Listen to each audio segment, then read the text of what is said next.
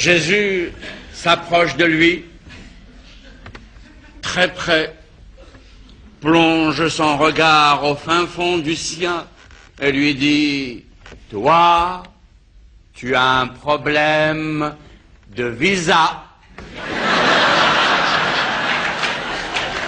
N'est-ce pas? Oui. Vous faites aussi du consulting. Pour lui, le consulting, c'est quelqu'un qu'on consulte avant d'aller au consulat. Jésus lui dit, as-tu ton passeport sur toi? Le jeune homme dégaine, Haulik. Jésus, chlaouch, abracadabra, pouf. Le jeune homme regarde son passeport. Ah, un visa Schengen, ya beau gueule. Un vrai visa, visa.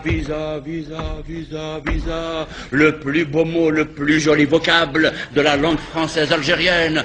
Voyage dans la ville, rentre dans les oreilles et résonne dans toutes les têtes. Visa. La foule accourt de partout. Visa.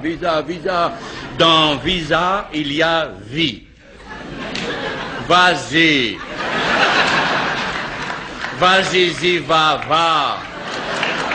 Vita, vivi, la vite. Vise-la et visa, fissa.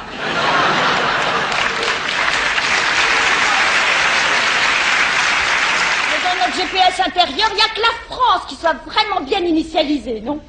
Tu sais, l'Algérien, c'est comme un chat.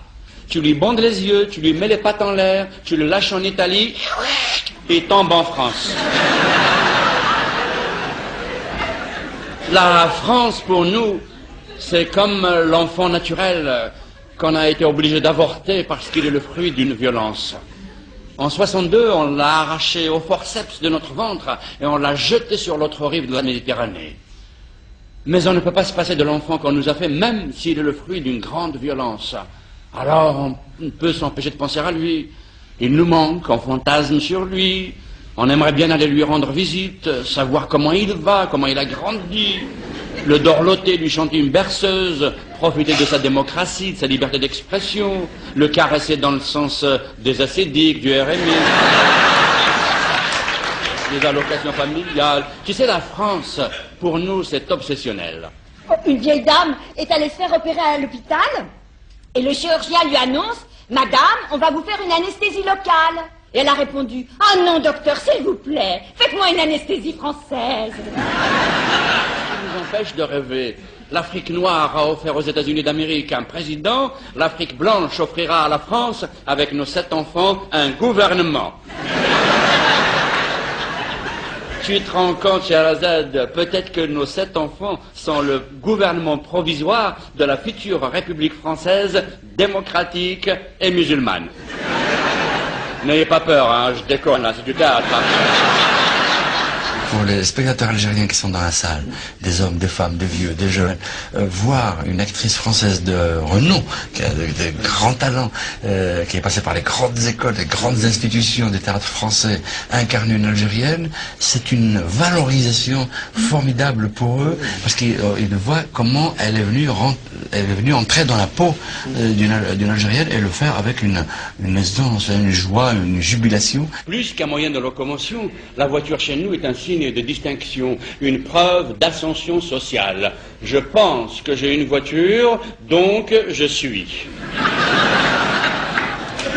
Nous sommes allés à Bruxelles, acheter la merveille des merveilles, et nous sommes revenus avec en traversant toute la France. Nous en avions profité pour faire notre voyage de noces que nous n'avions jamais envisagé auparavant, parce que normalement, ça ne se fait pas chez nous.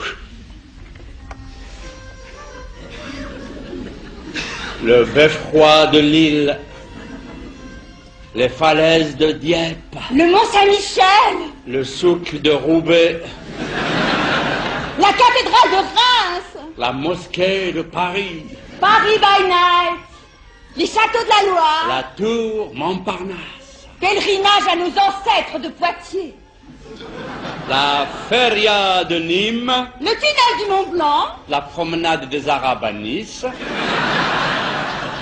Bouillabaisse à Marseille, et nous avons embarqué sur le Ville d'Oran.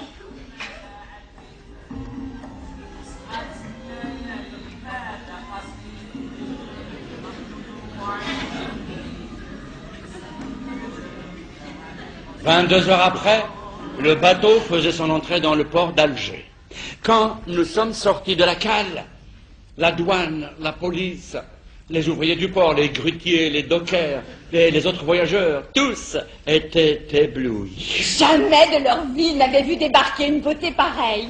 Après les formalités administratives, Salim s'est remis au volant de son objet mythique et nous avons quitté le quai. Pour régler la circulation, des feux tricolores sont installés au bout d'un chemin qui permet de sortir du port et de rentrer sur une route nationale. Le feu était à l'orange, je ralentis, feu rouge, je freine et je frime. Feu vert, je passe la première, démarre et m'engouffre dans l'avenue à grande circulation. Juste à ce moment-là, un camion conduit par un chauffard troglodyte, analphabète daltonien, arrive comme un bolide, ne s'arrête pas au feu et... nom de Dieu!